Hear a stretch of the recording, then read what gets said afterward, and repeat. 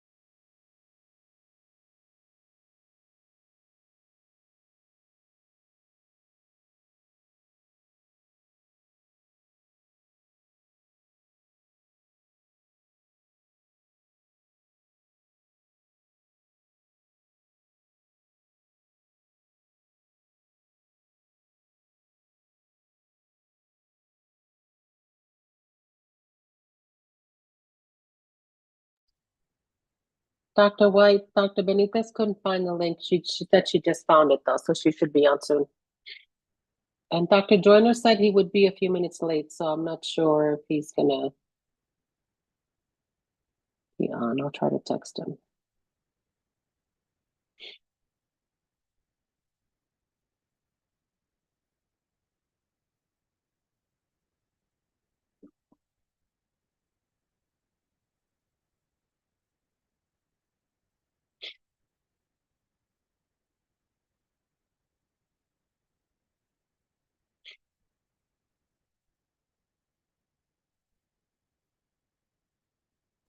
Is wrong.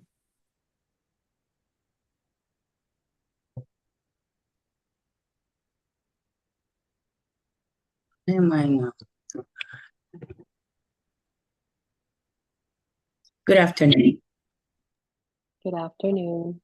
Good afternoon, Dr. Benitez. We're just waiting for Dr. Joyner, and then we'll start the meeting.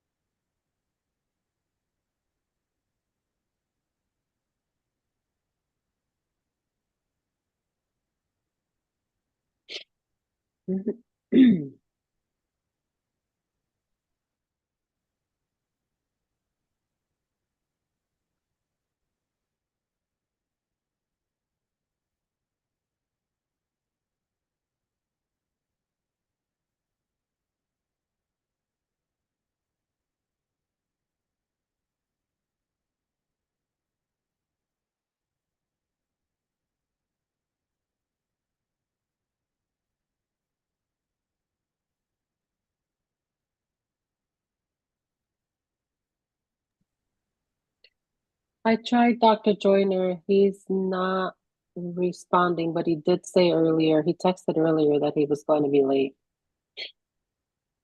I'm not sure Dr. how White, late. Dr. White, do we have anyone sign up for public comment? Maybe we could do public comments and then move on with the rest of the meeting. So I'd like to call the meeting. I'd like to call the meeting to order.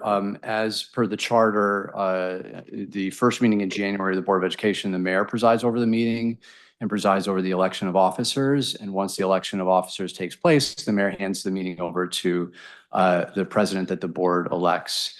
But just given that we haven't been joined by Dr. Joyner, let's do a public comment, and then we can hopefully Dr. Joyner will have arrived and we can go on with the rest of the meeting. So given that Dr. Joyner isn't here, is there someone that else that can help us with the timekeeping?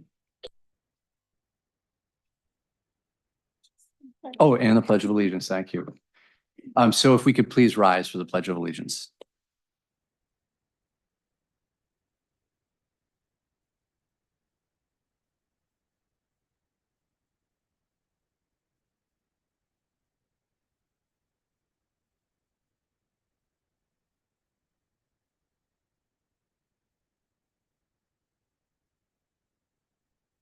Thank you.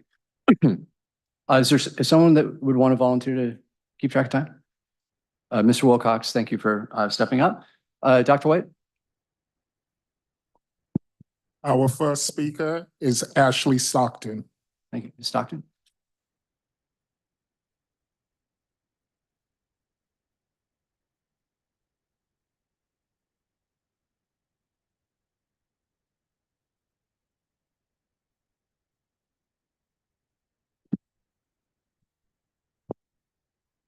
Good evening. My name is Ashley Stockton. I'm a resident, taxpayer, and parent of two New Haven Public School students. My purpose for speaking tonight is to enter into the public record a request that has remained unaddressed by the city leadership.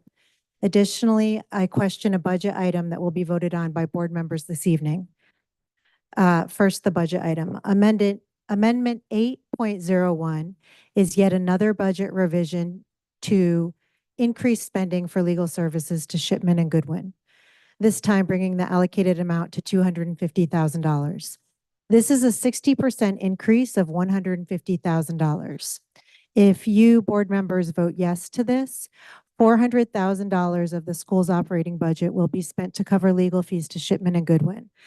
This is not the first budget revision for this law firm, and this is only one of several law firms who perform legal services for the district. 215 days ago, on May 17th, 2024, I submitted a Freedom of Information Act request to the City of New Haven. I requested financial accounting for legal fees and HPS in the city have spent on 2 employees within a specific time period for services retained due to prohibitive practice labor complaints, human resources investigations, board policy violations, and federal court defense services. I have followed up in person with Corporation Counsel and via email 7 times with city leaders. To date, no information has been provided to me. The Connecticut Freedom of Information Commission has ruled that FOI requests should be a priority for public entities, more so than any routine work the city has. It is unclear why the city has not provided the requested information. It is unclear why financial records aren't organized and able to be sorted expeditiously to provide this information. It is unclear how this board could vote to spend more money on legal fees when the city is unable to currently account for what the school district has already spent and for what specific purposes. I ask board members to consider voting no to the Amendment 8.01 budget revision request. The practice of regularly revising previously approved budget allocations fosters doubt and erodes public trust in the fiscal management by this board. I ask board members to urge city leaders to fulfill FOI requests. I filed my request at the recommendation of Finance Committee Chair Wilcox, only after requesting an itemized accounting for legal spending from his committee. Mr. Wilcox recommended that an FOI request was the way forward. After waiting 215 days and observing multiple budget revisions, my patience and goodwill have expired. Please address professional misconduct through appropriate levers, your own board policies, and use our operating budget to pay our paraprofessionals and our food service providers, not lawyers.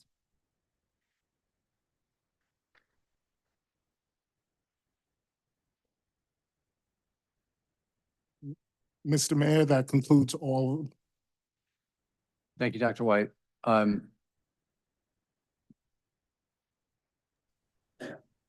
We could just check and see if Dr. Joyner has joined. He says he's having technical issues. We'll just, we'll hold tight.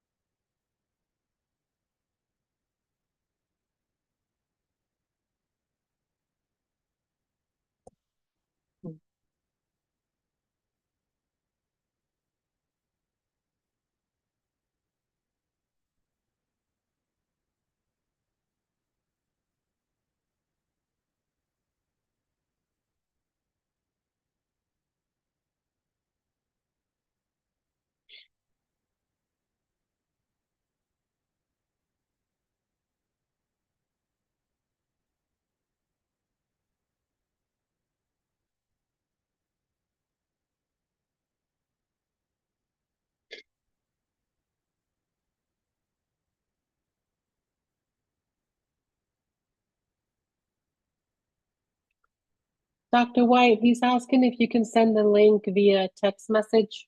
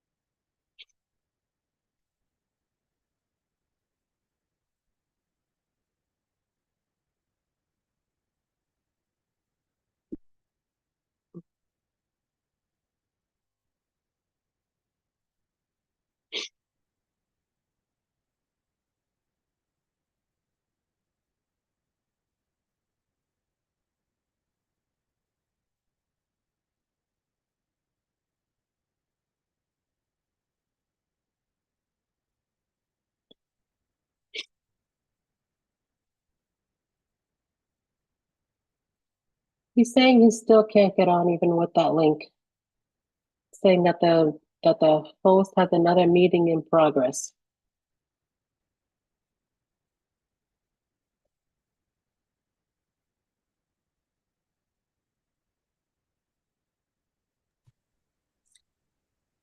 Could it be that he actually opened a meeting and is not aware of it?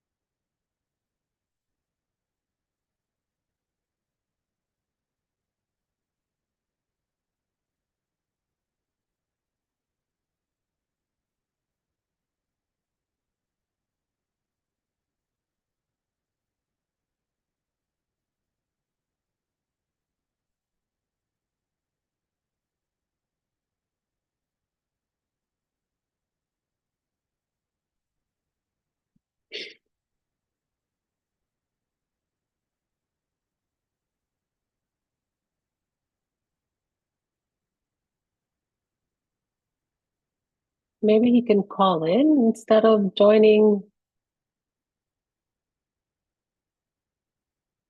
We can't hear you, Dr. White. Maybe that wasn't intended for us. I'm sending both links. Okay, thanks.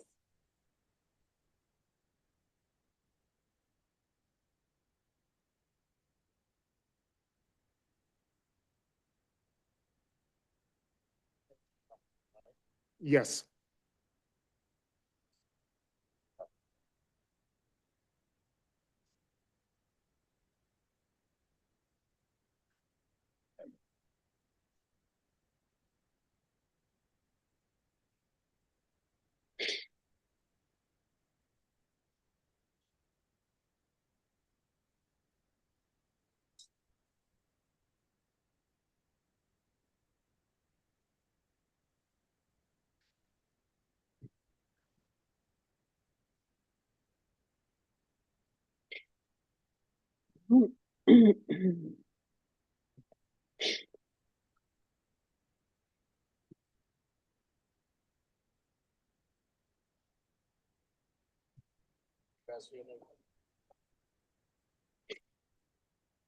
Uh, I still have you on speakerphone here. Okay, so can everybody in the room hear me? Hold on. Repeat what you said. I said, can the room hear me? Yes. I Can can you, hear you. can you hear them? No, I can't. Dr. Joyner, can you hear us? I might be trying to do too much. Yeah, I'm using my phone, my iPad, and I'm still trying to get on my computer. Maybe I should just focus on one. yes, just focus on the phone for now. And I'm gonna pass the phone over to the mayor so you can hear what he says. All right, so I'm on the phone, right? Yes. See if that'll get me in.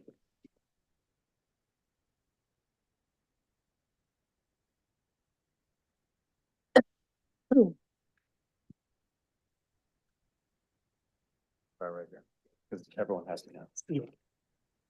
Dr. Joyner, can you hear us? I can hear you now, yeah. And when I try to join, it says Dr. Paul White's personal meeting room. The host has another meeting in progress. Well, I think we have a workout because everyone in the room can hear you and you can hear us. So if that's okay with you, then let's proceed with the meeting as you work. It's fine with me, and I apologize. I was picking up my granddaughter. That's okay. That's okay. So we have sitting virtually here, Dr. Joyner. And I'd like to note for the record that we have a quorum. We have all board members in attendance, Mr. Wilcox, Dr. Yarbrough, Ms. Downer, Dr. Benitez, Ms. Rivera, Dr. Joyner, myself, Mr. Cologne, Ms. Cologne, and Mr. Musser. We'll jump right into the nominations. So nominations are now in order for the office of president. Are there any nominations for board president? Mr. Chair, I nominate Andre Downer for president.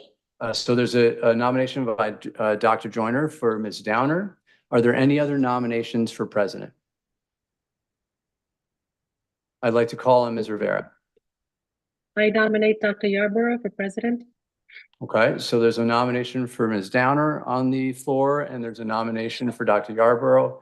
Are there any other nominations for president? Are there any other nominations for president? Are there any other nominations for president? So I'd like to close have a motion to close nominations, or motion to close is not required. I'm sorry. I'd like to close the nominations for president. Is there any discussion on these two nominations, these two nominees? Any discussion? Okay. So I'd like to go down the list. Mr. Wilcox, how do you vote? And if you could say either Dr. Yarborough or Ms. Downer in your vote, board members. Vote for Dr. Yarbrough. Dr. Yarborough, how do you vote? Dr. Yarbrough? Ms. Downer, how do you vote? Myself. Ms. Downer. Dr. Benitez, how do you vote? Dr. Yarborough. Ms. Rivera, how do you vote? Dr. Yarborough. Dr. Joyner, how do you vote? Andrea Downer. I vote for Dr. Yarborough. Mr. Cologne, how do you vote? Or I'm sorry, Ms. Cologne, how do you vote? Either Dr. Yarborough or Ms. Downer. Not sure. Can Dr. abstain. Yarborough? Oh, abstain. Mr. Chair, point of order. Go ahead, hang on, Mr. Musser. Go ahead, Dr. Joyner. I don't believe that the students can actually vote for a candidate. Unless I'm incorrect, Attorney Alexiadis, the students can vote, but their vote does not count towards the final result. That's what I meant, Correct, that the vote does not count. correct. So Ms. Cologne is an abstain, Mr. Musser? Abstain. Abstain as well. So looking at the votes, Dr. Yarborough has gotten 1, 2, 3, 4, 5 votes, and Ms. Downer 2. So congratulations, Dr. Yarborough, you are the president.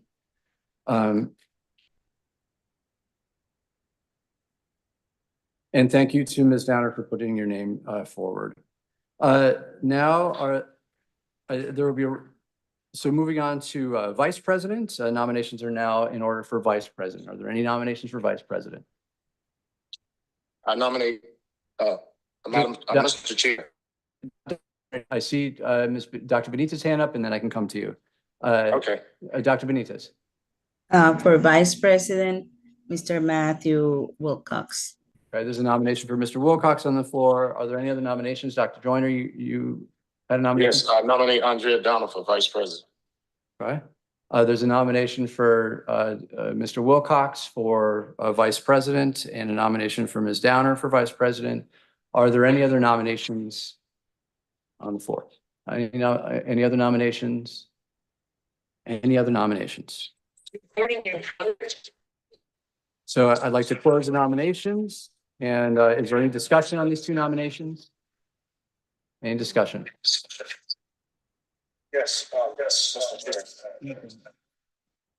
Dr. Joyner. He's in the Yes, meeting. I'm on. Right, I'm in on my account. I'm in on my. Dr. Joyner. Can you hear me? He's in the meeting now. I'm bringing him in. Okay. We're gonna hang up on you on the phone, Dr. Joyner, so you can.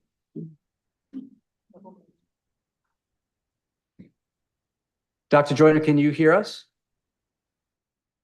Done.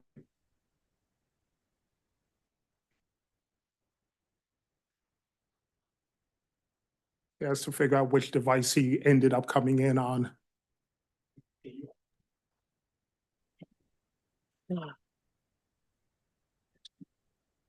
Dr. Joyner, if you can hear us, can you unmute, please? I just did. So Excellent. thank you. Can you hear me?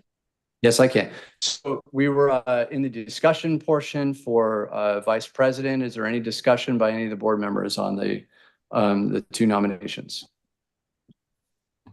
Any discussion? Any discussion? Okay. The 2 nominees are Mr. Wilcox and Ms. Downer. Mr. Wilcox, how do you vote? For myself. Mr. Yarborough, Dr. Yarborough. Mr. Wilcox? Ms. Downer? Myself. Dr. Benitez? Mr. Wilcox. Ms. Rivera? Mr. Wilcox? Dr. Joyner? Andrea Downer.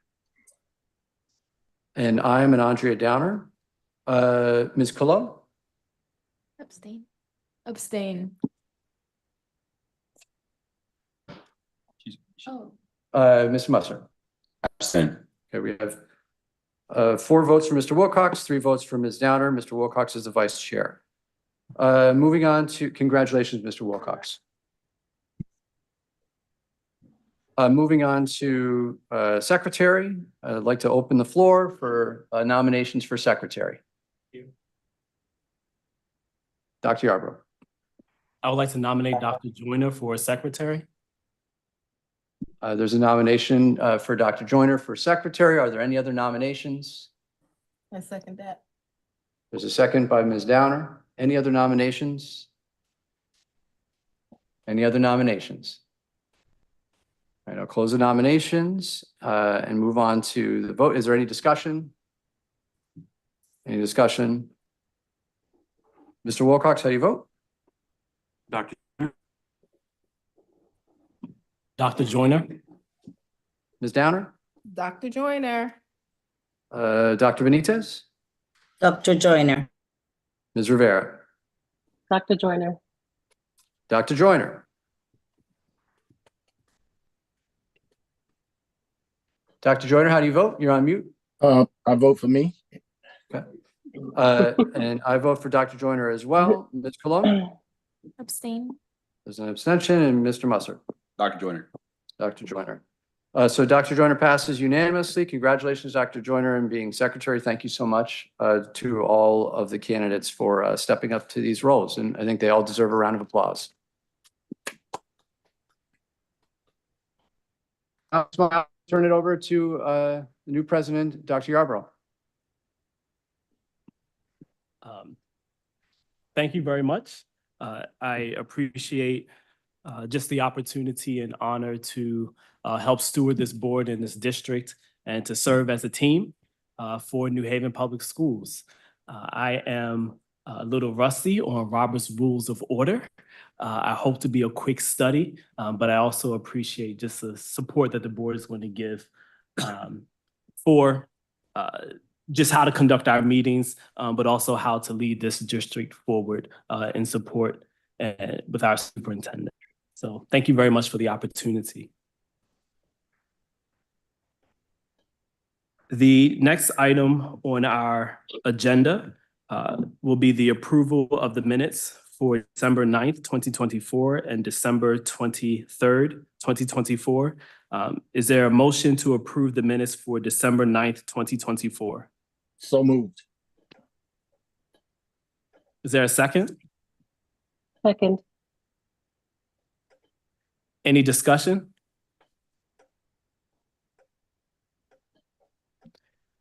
Okay.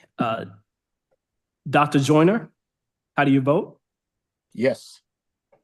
Ms. Rivera? Yes. Dr. Benitez? Yes. Ms. Downer? Yes. Mayor Elicker? Yes. Mr. Wilcox? Yes. Ms. Cologne? Yes. Mr. Musser? Yes. And I'm a yes as well. So the motion passes. Is there a motion to approve the minutes for December 23rd, 2024? So moved. Is there a second? Second. Any discussion? Dr. Joyner, how do you Yes. vote? Yes. Mr. Wilcox? Yes. Dr. Benitez? Yes. Ms. Downer? Yes. Mayor Elicker? Yes. Ms. Cologne? Yes. Mr. Musser? Yes. And I'm a yes as well. Ms. Rivera? Yes. Yes. All right. That motion carries. Next, we have the personnel report by Dr. Negron. Thank you. Before I present the personnel report, I do want to acknowledge that today you will see that we have the retirement of Stacy Melendez, who has been a special education supervisor, who plans to retire on June 30th, 2025. I wanted to take this moment to extend my gratitude to her. She has been serving for 34 years. In this capacity, she has not only supported students, identified special education, but also students overall, as well as supporting teaching personnel in being able to meet the needs of children, and then supporting her colleagues and the entire department. Again, I want to emphasize that has been 34 years in this field that I think requires so much. So we are very, very grateful to her. And with that, I am asking for approval of the personnel report. Mr. Chair, Yes, Dr. I Joyner? I move to approve the personnel report rendered by the superintendent. Thank you. Is there a second? Second? Second, Dr. Benitez. Any discussion? Okay. Dr. Joyner? Yes. Dr. Benitez? Yes. Ms. Downer? Yes. Mayor Elicker? Yes. Ms. Rivera? Yes. Mr. Wilcox? Yes. Ms. Cologne? Yes. Mr. Musser? Yes. And I'm a yes as well. So that motion passes. Next on the agenda is the Finance and Operations Committee. Mr. Wilcox? All right, thank you. Before we get started, would anybody like anything moved separately tonight? The ones with the parks, with the swing sets. The swing I guess set? that's a delay. I'm not sure. I always look at the app and I'll get those numbers wrong. Okay, so it's the, I just have a question. okay. I'm just looking for the ones that you're referring to here. The playground installation. Okay. I see that. Okay. So that'd be 9.02, 03, 04. And so those would be the playgrounds. Okay. So I move that we approve the one abstract, the two memorandum of understandings, the two agreements, the one amendment, purchase orders 9.01, 05, 06, 07, 08, 09, and 10, and the two change orders. I second. Any discussion? Mr. Wilcox? Yes. Dr. Benitez? Yes. Ms. Downer? Yeah. Yes. Mayor Elicker? Yes. Dr. Joyner? Yes. Ms. Rivera? Yes. Ms. Cologne? Yes. Mr. Musser? Yes. I'm a yes as well. That motion passes. Mr. Wilcox? All right, thank you. I move that we approve purchase orders 9.02, 9.03, and 9.04. Second. Second. Moved by Mr. Wilcox, second by Dr. Joyner. Thank you. Any discussion? Ms. Downer? Yes, I just had a quick question. Was those the playscapes that got pushed out before for the summer? By my recollection, at least two of these were pushed out. And then the rationale for pushing some of these things out now is with the weather and frozen ground for that the recommendation is that it waits for a few more months. So that's two that's new and two was from the previous. I'm just a little concerned with this schedule and if the vendor is pushing it out because he's got all of the playscapes or because I'm just a little concerned. I share your concern on the dates of these things being installed because if we were ordering them and they're needed at the schools, it would be good if they were actually installed so the children could use them. From my recollection, the 9.02 and 9.04 we've seen before. I'm trying to recall about the surface, the playground design and resurfacing at Nathan Hale School, if we've seen that one before. But I know we've definitely seen the other two. Right, the 9.02 and 9.04 was promised to us for completion back last year. This is again moving the date and it's been moved at least once before, so yes. So Is there these- writing that says that they cannot exceed? Because I'm just a little concerned on these change orders coming in, or if they're gonna try a change order. because it's not our fault that it's being pushed out. I agree with you. There's no change in the funding amount on these. If there was going to be a change order, they'd have to come back and ask for that, and we'd be able to. Understood. All right, thank you. Mr. Chair, Yes, Dr. Joyner? could we require a vendor to provide a justification to the board in situations like this, not just this particular item? But the point is a good point. Sometimes there's some stuff going on that we don't know. So I'm hoping that we could either create a policy or the superintendent can just through her executive function, when people tell her they can't complete something in time, for her to request a written justification for that, a written explanation for that. I think that's just good business. Thank you. Mr. Wilcox? I'll just say, depending if I continue on with a role on finance and operations, that we will, moving forward, when these things happen, we'll ask for more justification, particularly on these where it's been moved more than once. But make sure that there is justification, there's cover memo for each of these items, but making sure that it's actually explanatory as to what's going on and why things are delayed. So I'm happy to commit to do that moving forward. Thank you. Any additional discussion? Okay, we will vote.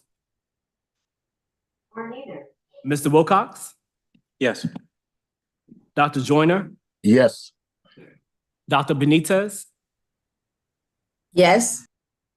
Ms. Downer? Yes. Mayor Elicker? Yes. Ms. Rivera? Yes. Ms. Cologne? Yes. Mr. Musser? Yes. And I'm a yes as well. The motion passes.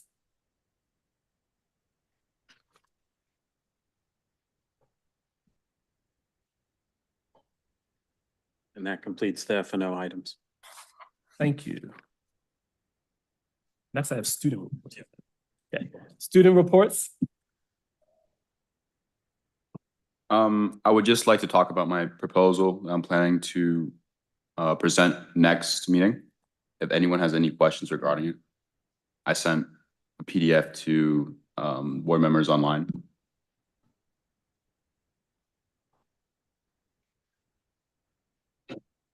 Yeah, that's Do you want to walk us through it, or? I mean, Would you like to do I it? guess I could do it again. Yeah. So,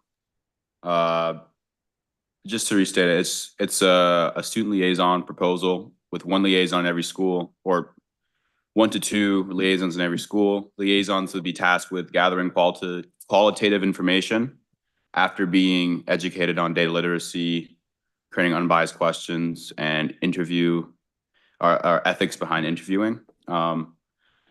Then they'll have a meeting at the beginning of the month to receive questions to ask the students they want to talk to. And then in the middle of the month, they will meet with the mentor to give an update. And then at the end of the month, they will create a synthesized report of all the interviews they had, send it to the student representatives, which will put it into their student reports.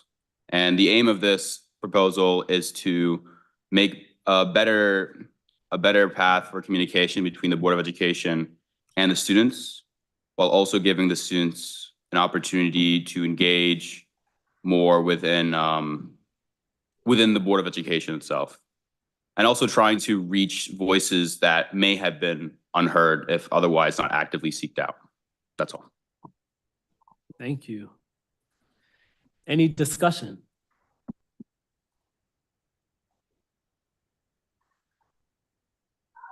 So, Mr. Musser, in addition to receiving feedback from the board, what do you see the next steps to be for approval and moving this forward?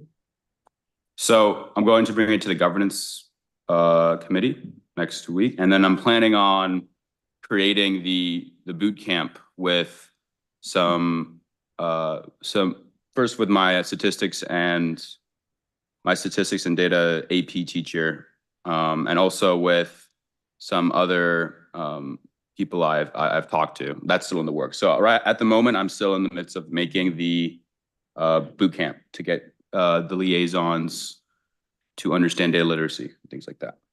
Thank you. What is the timeline that you're hoping for to be able to get started and have what you need? I'll hope to have applications open by the end of April. Thank you. No problem. Other questions, comments?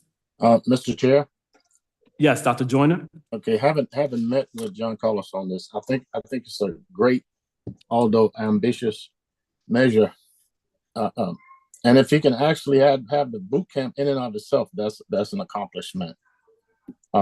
Because time, having done national and international research, time is a real factor. Mm-hmm. And particularly when you're dealing with a group of people that are not trained, you got to train them first or whatever. So I think if he can do that well, then that in and of itself is phenomenal. And if out of that we can get some action research projects that are quickly done and evaluated using software like what's that software that I use? And it was just a Survey Monkey using stuff like that. John Carlos, I think you and I discussed it. You can actually get the stuff out to a large number of people, and you can also, the software actually crunches the numbers for you. So maybe we need to have a conversation about that at our next meeting. And I don't remember if I gave you the book on action research.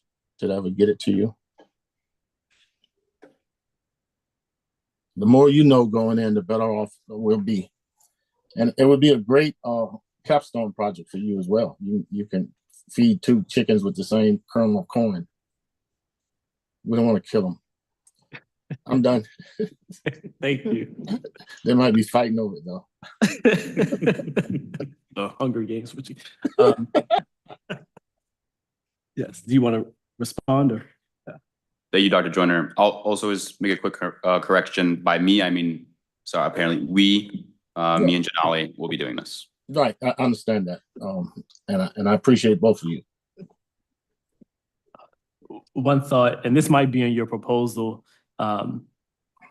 Ms. Colon and Mr. Moser, there may be college students or graduate students who would be interested in supporting you in this measure based on what you think support might look like. So if that's true, I would encourage you to find them. I can help you find them. And it might be good to have more than one. You can have a team. So when they get to finals, you can still have help.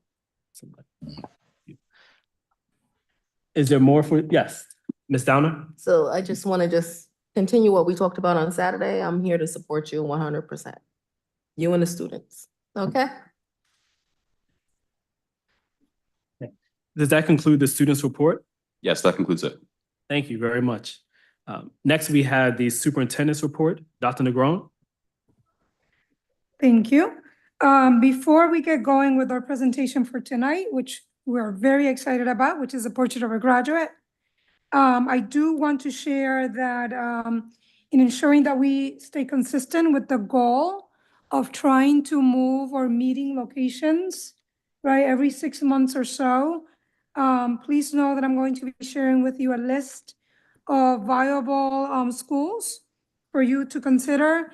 By that, I mean, schools that have ample parking, connectivity, and so forth, so that hopefully you can vote on that next board meeting, so that then the team can do everything they need to do to get it ready, and hopefully we can start in a new location sometime during the month of February.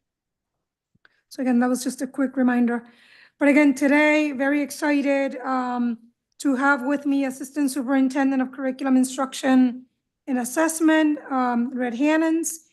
As you know, when we began to put together our Path to Excellence, part of that work, as part of the strategy inside teaching and learning, spoke about being able to develop the New Haven Public Schools portrait of a graduate. And tonight, we want to take an opportunity to make sure that everybody understands the process that we took to develop that portrait, as well as share with you next steps on where we are going. But I am going to let Assistant Superintendent,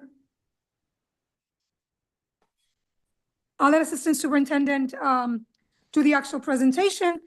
She was my lead for this particular bucket of work. And with that, I'm gonna leave you with Assistant Superintendent Red Hammonds.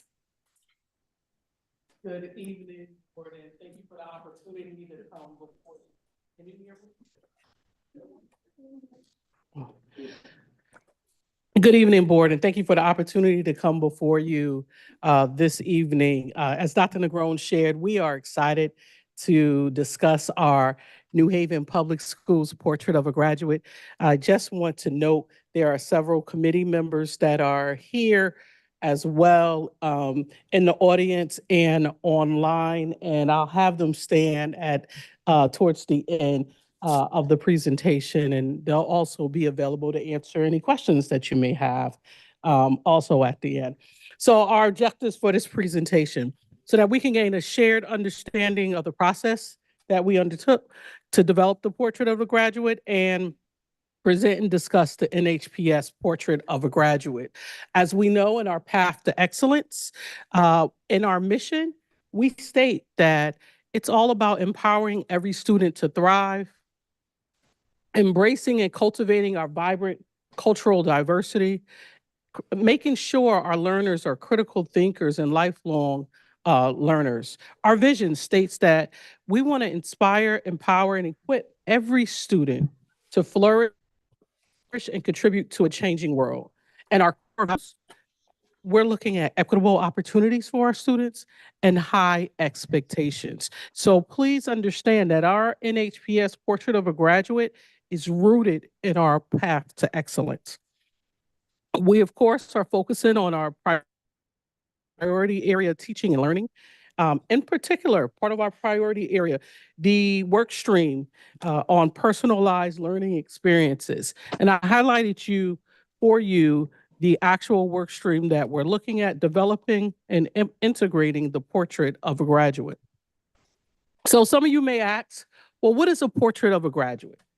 A portrait of a graduate outlines the key quality, skills, characteristics, attributes that we want our students to possess when they exit high school. It is critically important that we have synergy around what a New Haven Public School graduate should look like. What are those attributes that would help them to become successful beyond high school? And that's whether they choose college, career, the Army, whatever they choose. We make sure that our students are equipped with these attributes because we believe as a community, this would help them be successful. And so how did we develop the portrait of a graduate?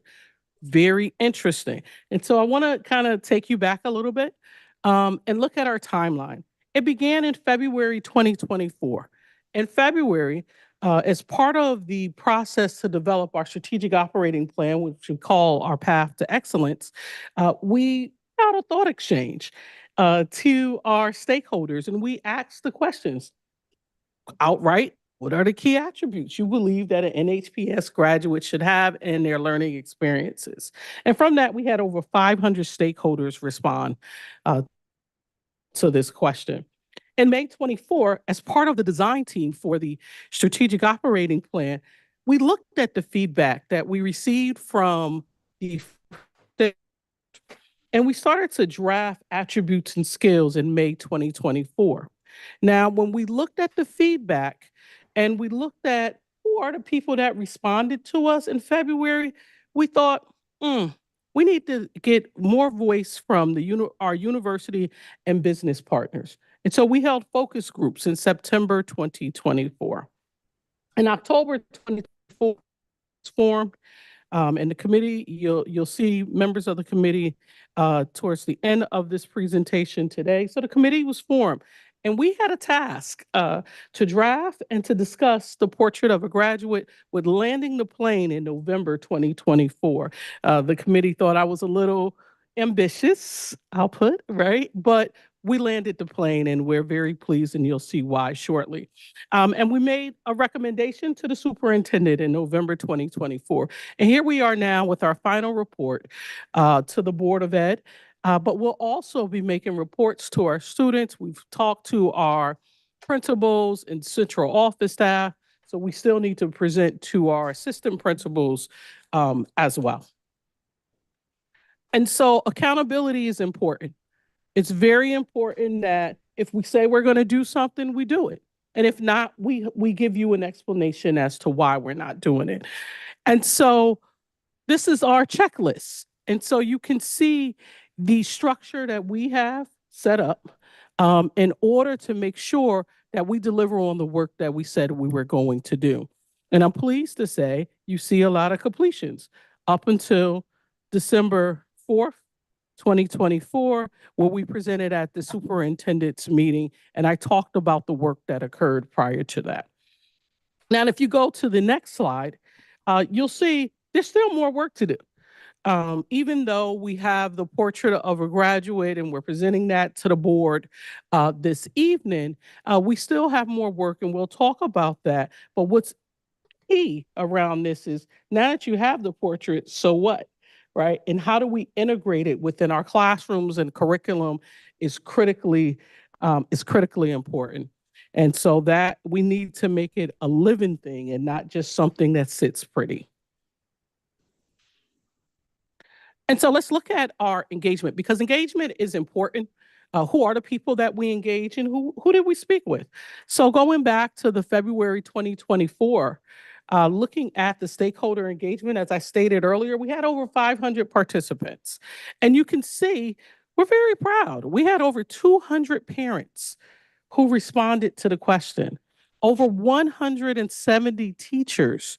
And we see we had over 50 students, and it goes on and on to central office staff, our peer educators, and our community members. And that's where you see the 7 on community members there. And so we know we needed to beef up that a little bit. But taking in the work that we received in February 2024 and the work of the design team in May 2024, here's what rose to the top. Critical thinking, problem solving, and communication skills, strong foundation in literacy and mathematics, perseverance, self-reflection, adaptability, financial literacy, ability to function in a multicultural world, resilience, self-discipline, and a sense of self, ability to use technology positively, and possess cultural competencies. So when we leave the design team in May 2024, we knew our work wasn't finished. We needed to streamline this into what are those attributes? What are we really saying here that we want our students to possess? And so we took this information, and just so you know, as I'm talking about thought exchange, just to percolate on your mind, remind you, this is our AI generated tool that we use that can generate summaries for us on stakeholder feedback in a timely manner. And so in November, as the PLG committee is meeting, we sent out another survey because we wanted more feedback. It was critical for us to get more feedback. And as you can tell, we had over 1,200 respondents to this survey. Our parent numbers balloon, over 530 parents, 539 to be exact. Students, 285, teachers, 253, our staff, 71, our community, 17, our paraeducators, 20, and we see central office staff and our principals and assistant principals. So we were very pleased with the feedback and the number that we received that told us we're on our way. And so as we look at the feedback, you see some of the same skills and attributes from February resonating in the November summary. Critical thinking, once again, problem solving, communication, collaboration, creativity, cultural competency, empathy, and emotional intelligence, self-awareness. I'll skip some. Well-rounded, holistic approach to education, preparing students for diverse challenges in their personal and professional lives. So as a committee, when we examine the feedback that we received from over 1,200 participants, we think about the work we did with the design team back in May, and also the initial survey in February, we felt like we were zeroing in on what our community felt was important, the entire learning community, not just those of us that were on the POG committee. And so I present to you now, of course, on behalf of Dr. Negron, the NHPS portrait of a graduate. Civic and global contributor, creative innovator, critical thinker, effective communicator, empathetic connector, and resilient learner. Those are our attributes. That's the NHPS portrait of a graduate. Now, I do want to say, this is a placeholder on the design. We have a bigger vision because, as I stated earlier, portrait of a graduate are the skills and attributes that you want students to leave high school with. But as Dr. Negron has said, we have to do this together. And this is a community effort. And although it's NHPS portrait of a graduate, it's the city of New Haven. And when I think of the city of New Haven, as someone who was born and raised here, matriculated through the schools, it's the elm tree. It's the elm tree because we're known as the Elm City. And so our vision is to have an elm tree with leaves and branches with these 6 attributes as our New Haven Public Schools portrait of a graduate. Because we know this is going to take the work of community. This is all of us working together, not just the employees in NHPS, but our families, our business owners, City Hall, everyone coming together to ensure our students are leaving with these attributes. And so you may ask, well, what do they look like? And so if we can go to the next slide. A civic and global contributor. And of course, you have the slides, you could read them, but I'll highlight a few things. A civic and global contributor demonstrates a deep sense of responsibility to their community and the world. A creative innovator is someone who demonstrates curiosity and imagination, right? Explores new possibilities to inspire and drive progress. A critical thinker analyzes and evaluates information. They engage thoughtfully around complex ideas and problems by questioning assumptions, identifying biases, synthesizing information, and seeking deeper understanding. An effective communicator expresses ideas clearly, respectfully, listening actively to others. An empathetic connector actively listens to understand the perspectives of others while building a bridge of cultural gap to bridge gaps meaningfully across different cultures by demonstrating respect, compassion, and an appreciation of diversity. And our resilient learner is someone who's resourceful, who perseveres through challenges, adapts to change, and learns from experiences. So those are our 6 attributes of the NHPS portrait of a graduate. I would ask anyone in the audience that was a member of the POG committee to please stand at this time so you can be acknowledged.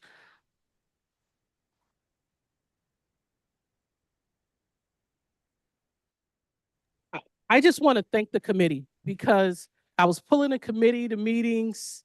I think we were meeting every week at one point, every other week at some point. And we had a tight deadline. And in particular, I want to thank my co-leader, Robert McCain. Bob McCain helped me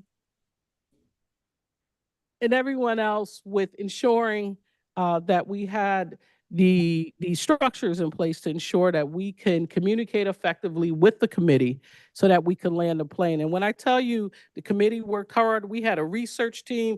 Miss Katrina Jones here, who was one of our dedicated paraeducators, she was leading the research team. And Dina and I were on the team, but Miss Katrina Jones was taking the lead. And I thank her for that. And everyone worked hard. And finally, 2 people that didn't stand, but they were on the committee, who I consulted, to our 2 student board members. I just want to thank them because they continue to drive home student perspective and to let me know, hey, what about this? What about this? And you all actually taught us a term as well that we were looking at. Yeah, it was you who taught us a term. But so we're just happy with where we landed. But we have more work to do. And so as we look at, and I want to online, I think, Dr. White, who do I have online? No, I have Principal Manacho and Principal and Sequala Coleman. So thank you to the two of them as well. Finally, our next level of work. As I stated earlier, now is time to work on this. This is a pre-K to 12 portrait of a graduate. This doesn't just live in high schools. We have to begin working on these attributes as early as the pre-K years. So we have to identify pre-K to 12 connections to the curriculum by asking ourselves, what does it look like in schools? What does it look like in classrooms? And that's going to take a deeper conversation. And this work really lives in the Office of Academics, but it cuts across our entire learning community. And so our curriculum supervisors will engage in work with our teachers during CIA meetings to really dig deeply and start putting a path forward to make the portrait of a graduate come to life for all of our students across pre-K to 12. We will present the POG to assistant principals and teachers. We're going to create the design. I talked about it earlier. The vision is an elm tree. Because we are the Elm City. We will align our quality indicators of teaching and learning to the portrait of graduate. And of course, we're going to have nice posters that we're going to post all around in our schools, in our classrooms, and our departments. So I just once again would like to thank the committee, but also share with you, we really feel really good where we landed on our portrait of a graduate. And at this point, I can take questions, or we can have the team come up. Why don't the team come on up behind me so you all can answer some questions. Don't be so reluctant. Come on. And as the team comes up, as the team comes up that has done this work, I just wanted to, again, express my gratitude to all the worker bees in executing on this work, but also to remind the board that when we talked about putting together a strategic operating plan, I share with you that this would be a plan that would reflect our collective vision for what we want to see in our district. And I also reiterated that there would be a structure put into place so that it didn't become another plan that would sit on a shelf and that would collect dust, that we were investing the time and the energy to ensure that what we were doing was creating a path or a roadmap for the work that we will do in our district, so that despite noise that might come our way, that we stay centered and focused on our work, which again brings students to the forefront. And with that, again, we're going to open it up for questions. Thank you very much. Any discussion, questions, or comments for the team? Mr. Chair. Yes, Dr. Joyner. Right. Well, first of all, I'm very proud of what has been done, particularly the role that young people that I've known since they were children played in doing this. I think it's really important for the board to help people understand that this is really the first time that we get a chance to determine whether or not we're that village that people says it takes to raise children. And obviously, we have to look at our curriculum. We have to look at our project learning and all those things, because this has to be demonstrated. And I think the most important item there is the whole notion of empathy and compassion. Al Capone was a critical thinker. Vladimir Putin was a critical thinker. And in this season of politics, I only have to name people. All you have to do is watch the news, and you can see that these people are critical thinkers. They're trying to figure out how they actualize their agenda. So what I'm hoping we'll do is that we'll use every possible way that we teach children to give them a chance to be that. I pick up my granddaughter most of the time, and I see these little pre-K kids, elementary school kids hugging each other and looking out for one another. I see the older kids in the school speaking and interacting with the little children in the school. And so the best thing we can do as a board is set the example of a portrait of a graduate, and to, in every possible way and everything we do in our schools, gives kids an opportunity to show that character. I'm sure you know that we have tremendous problems in our schools with violence. We have tremendous problems in the world with violence and indifference and what have you. So I applaud you for doing this. But what I'm hoping is that every single adult and young adult in this community that has some influence will try to make this work. John Carlos is a young man I talk to a lot. He's an example. Anthony Fiore, who was on the board, we meet for dinner, we meet for lunch. Carl Ortiz. These are all great examples. And every single person on this, I almost said podcast, but on this meeting, I believe are those kinds of people. And we also need to help kids understand that you can pass school and flunk life. And there are plenty of examples of that. But when you think about the examples of people who've overcome a great deal of adversity, I mean, how does a little girl from Newhallville become an engineer or an attorney general or a director of a hospital or a supervisor of mathematics or a supervisor of curriculum and instruction? So we have to keep giving these examples to these kids and keep helping them understand that, you know, you really do have to be a better human being if you're going to make it in this world. So thank you so much. I'm glad that I'm on the board at a time that this is coming forth. Thank you, Dr. Joyner. Mr. Wilcox. Yes, I want to echo a lot of those comments, and I won't take the time to echo them, but I do agree with many of those comments. And so I also want to just thank the group for working on this. And it's great to see continued evidence of the ideas that come from the strategic plan becoming, you know, further developed and continuing on. Particularly appreciate the wide breadth of people that were serving on this, doing the hard work on the working group, as well as in the thought exchange, bringing in outside voices and using those tools. So, and I look forward to seeing how this continues moving forward. Thank you. Thank you, Mr. Wilcox. Additional comments? Dr. Benitez? Thank you for observing that. I couldn't.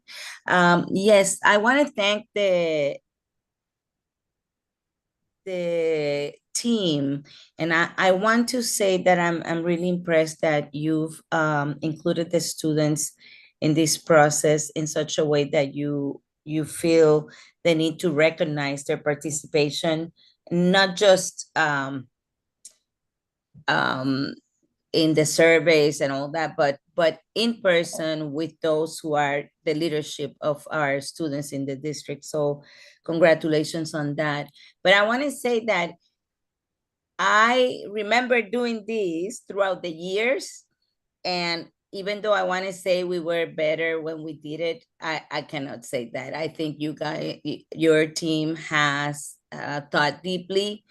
It shows how much you've been learning about new best practices or best practices that are better documented now. And I congratulate you in integrating that in the work you're doing. So looking forward to seeing execution and success out of this plan. Thank you very much. Thank you, Dr. Benitez.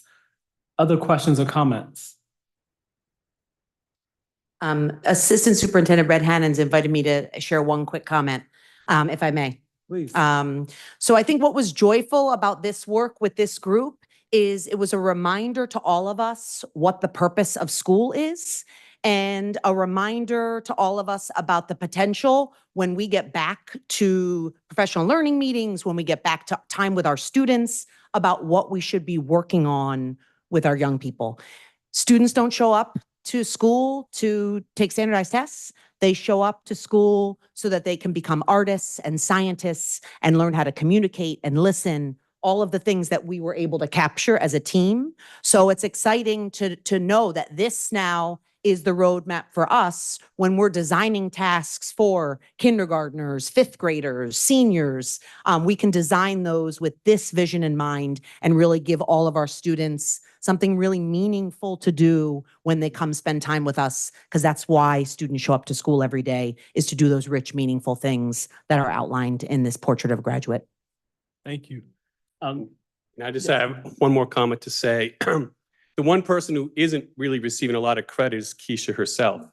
I just want to let you know, when we first started this work, and I've done this work before, I'm like, Keisha, there's no way we're going to land this plane. This is not going to, do we have a direction? Nope, we're just going to go by the data. Like, you don't have a direct? Nope, we're just going to go by the data. What the community says, what the people say, what students say, we're going to go by that directly.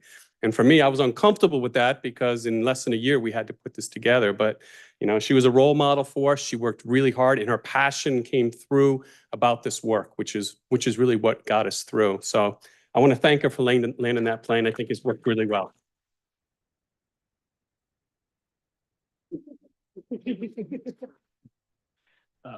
I do want to congratulate the team for what you have put together. In terms of the outcome, and this was mentioned in some of the comments, you know, I think that now we furthered an opportunity for collaboration by creating a collective target where everyone can aim in the same direction. So I really applaud you for that. And also, there will be an opportunity to have the appropriate metrics so our students are assessed in the right way. And I'm more so thinking about publicly and for students to be able to say, you know, here are the priority areas and here is how I done in the priority areas. I think about in college where we take classes, some classes might be in a person's major, some classes might not be in a person's major. And at one point you may ask the question, well, what was your GPA in your major versus what was your GPA overall? And this is not directly applicable to high school, but the point is, there's an opportunity to major on the major things and to celebrate the minor things, but not to overly celebrate them if they don't properly line up with the direction we're going to. So I'm grateful for that, and there'll be a key role for our communications team on helping all the stakeholders know, you know, what we're celebrating. I would love to see a breakout of who said what in the survey and where the alignment is, like who made duplicate selection of the various roles. And the last thing I want to just applaud you on is the process. I recognize that it's easy to create something and then ask people to give you feedback and rubber stamp it, but it's much harder to actually incorporate comments and feedback from the beginning. So, or process, but it creates much more buy-in because now you can say, this is what you created as a whole district. So thank you very much just for your leadership, for your sacrifice, for taking the approach that you did, and also for coming forward and sharing with the board all of this. So thank you very much for your work. Additional questions or comments? Okay. Dr. Negron, does that conclude your report? You have more? Yes, it does. Okay, thank you very much.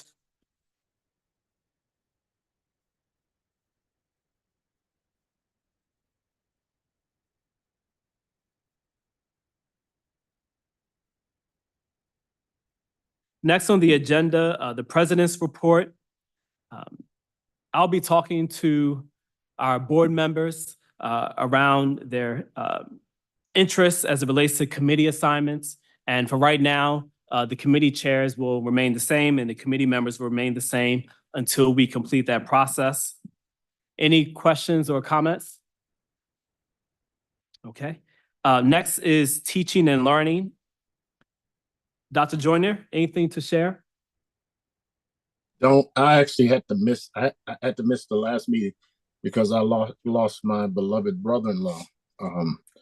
So, Dr. Negron understood that as well as, Ms. Keisha Red Hannings. So I don't know if there's anything, Dr. Negron, that you think the board should know as a result of that, committee meeting. Dr. Joyner, what we intended to do was to present the portrait of the graduate at that Teaching and Learning Committee. So basically what we did, since we could not move on, we just decided to bring it to the space today. So Dr. Joyner didn't miss a thing. All right, that was a good move. Thank you. That concludes my report. Thank you very much, Dr. Joyner. Facilities naming, or any questions or comments? Any discussion? Thank you. Facilities naming committee report. Dr. Joyner? Right. I really want to get on this. We have 3 names, and if they are selected, we won't have to worry about signage because Dr. Edmonds, that signage would be included in rebuilding or renovating the space. And Mr. Verderam, Mr. Lamel, people were asking that we name the basketball floor at floor level after the 2 of them. And that wouldn't require any signage. The reason I'm saying this is that I incurred a lot of anxiety at when we got the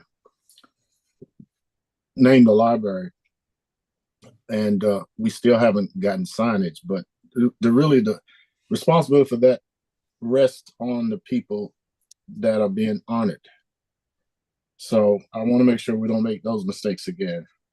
But we're still struggling with trying to get permanent signage for Mrs. Pappas.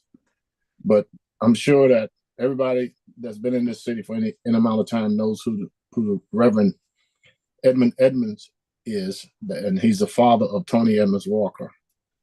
And Mr. Sal Verderam, who actually started taking kids from New Haven to Africa. A number of kids got a chance to see the motherland because he did that. And quite frankly, he was the most prominent basketball coach probably in the history of the state, because he also coached the Egyptian Olympic team. So we wouldn't have to pay for those. It's just a matter of now sitting down and talking to Eric and getting it on the website so that people can vote. If we do decide to name the basketball court a career after Peter Evans, I'll let them know that if it's done, they have to raise the signage. And then as far as Ms. Caldwell is concerned, I got a message saying that we should name something after her, either at Jackie Robinson or King Robinson or at Bassett.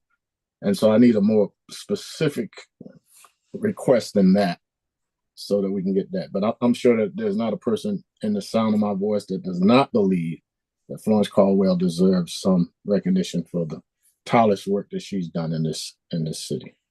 That concludes my report. Thank you, Dr. Joyner. Questions or comments for Dr. Joyner? Thank you. Next, Head Start report. This will be brief because we have not met since our last meeting. Our next meeting is this coming Thursday. Thank you. Questions or comments for Mr. Wilcox on Head Start? Citywide School Building Committee reports. So this group met last Thursday. We went through the major projects, status on all of those.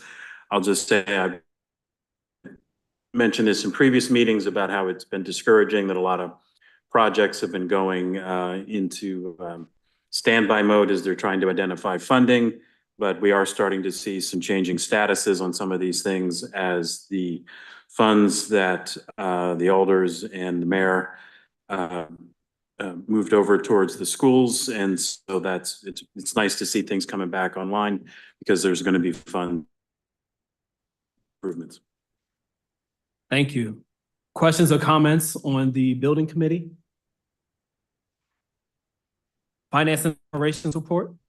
All right, I'll be brief. The minutes should be posted. I'll just mention a couple things. One is we had the monthly financial report for November because we didn't have a second meeting in December. We typically have these financial reports on the second meeting of each month.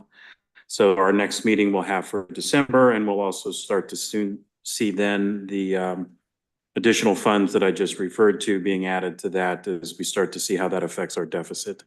And also, as you all know, as we move through the year, the financial projections become more and more detailed because, the projected costs become actual costs and funds expended. So the other thing I'll mention is that, and I believe it's been posted as for this meeting as well as an FYI, we had a transportation update on Brahms School as they're working through some of the transportation issues that come from that school transitioning to I guess it'll be a 7 through 12 school as we move to that. So they're working through some of those issues. Very appreciative that they're working hard on that because they had multiple things that they're looking at. One of which was 2.5 million costs and the other which was like $150,000 cost. So I'm very appreciative of all the people that are working on that. And I know it starts to affect different schools and principals and teams having to work together along with our transportation folks. But I did want to mention that as they're starting to work through those issues. And it sounds promising that they're going to be able to do it at a more minimal cost. And that completes my report.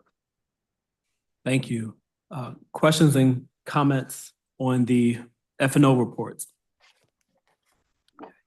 Thank you. Governance report, Dr. Benitez. Yes, good evening, Chair, and the members of the board and the public. The governance committee reviewed our team's work around the procurement policy. And at this time, we're asking for a first reading. So we are submitting what has been a document that the F&O committee has worked really diligently to improve our policy around procurement and in strengthening the work that we do with the city around this. I also want to thank Ms. Downer, who has been very instrumental in the conversations at the governance committee with the F&O rep and chair who was part of the process of making sure that the product that we are submitting today is one that is of better quality than what we had. And we hope that as you read it, you make notes and make sure that you communicate any need for improvement before we have to go for a second reading. I again want to thank Mr. Wilcox and Ms. Downer for their diligent work on this document that we are providing for you tonight. Thank you. That's the end of my report. Thank you, Dr. Benitez. Questions or comments for Dr. Benitez for governance? Thank you. Food Service Task Group report. That is myself. Just two things to mention. One is the food service team had been undergoing a regular state audit. And after a couple of reviews, the audit team came back and had good comments and scores for everything that they asked for them to address and update. So just want to congratulate the team on their hard work, their collaboration, and what they're doing to move food services forward for the children.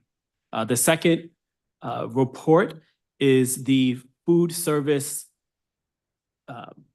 the food gap subgroup did distribute food in partnership with families during the winter break, and all of the meals were able to be distributed. There were a couple of changes. One change was moving the partnership to Saturday versus a day of the week, and that seemed to work much better for families. And they also had a hybrid approach of allowing people to call in and reserve ahead of time groceries, and then widely advertising for others to come. So just a lot of support and congratulations to the multiple partnerships that are involved there. Any questions or comments related to the Food Service Task Group? All right, thank you. I will entertain a motion to adjourn. Mr. President, Yes. point of personal privilege. Yes, Dr. Joyner. All right. First of all, we're starting a new year. We have a new slate of officers, and I believe that this board will continue to grow and get better. And I would hope that we all throw our support behind our new president, vice president, and of course, I'm the secretary, and our students, and that we model the portrait of a student. Doesn't mean we're going to be perfect. Doesn't mean that people won't get upset from time to time. But the bottom line is how we can move this agenda so that children are best served and families are best served, and how we can create that whole village that everybody talks about to raise these children, as well as to give us a chance to show what we can do to support them. So I'm hoping that we will move forward in this way. We had a much better board when Ms. Rivera became the president than the preceding board. We still had drama, but we also had comedy as well. And so I'm just hoping and praying that we will continue the progress that we've made, and that we can show the country what a real democratic and patriotic, what real democracy and patriotism is about. So thank you so much. And Dr. Yarbrough, I know you're going to do a great job, because everything you've done that I'm aware of has been with class and excellence. So thank you for giving me this opportunity. Thank you, Dr. Joyner. Thank you. Is there a motion to adjourn? So moved. Is there a second? Second. We're thirds and fourths. Okay, thank you. Dr. Joyner, Yes. Ms. Downer, Yes. the Benitez, Yes. Mayor Elicker, Yes. Mr. Wilcox, Yes. Ms. Rivera, Yes. Ms. Cologne, Yes. Mr. Musser, Yes. and I'm a yes as well. Good night, everyone. Thank you so much. Good night. Good night.